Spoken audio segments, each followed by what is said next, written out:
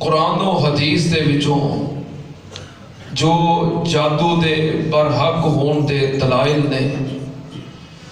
तुहाडे सामने अर्ज कर चुके हैं। जादू दियां किस्मां दे बारे कि जादू दियां कई इकसाम ने, उन्हां दियां की अलामात ने, इस हवाले नाल गुफ्तगू जारी है। गुज़श्ता जुमे जादू दी एक बड़ी किस्म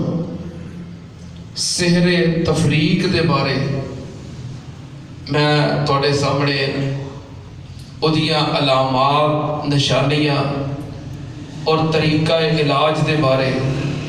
बयान किया है। जो भी जादू हुंदा है वो उदों ही हुंदा है कि जदों इंसान अल्लाह पाक दे नालों अपना ताल्लुक कमज़ोर कर लेता है, फिर उहदे उत्ते जादू, जिन्नात, शयातीन हमलावर होंदे और उहदा ताल्लुक बिल्लाह कमज़ोर होने की वजह तो उहदे ते जादू और जिन्नात वगैरह गालिब आ जाते हैं। सेहरे तफरीक,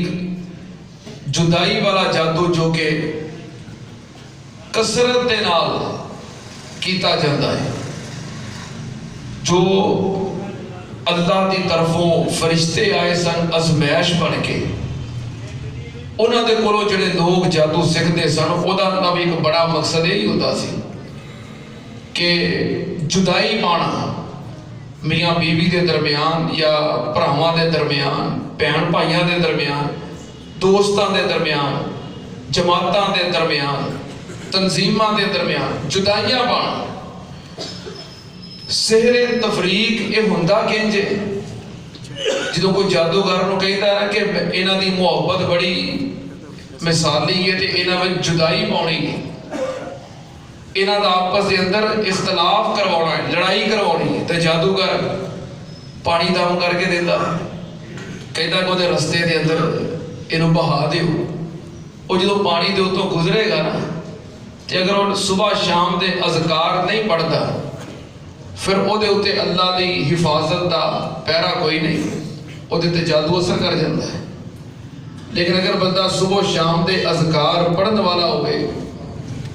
तो फिर उहदे ते जादू असर नहीं करता। बहरहाल ये पहली किस्म का मैं जिक्र कर चुके हैं, जो खुतबे के अंदर मैं आयात मुबारक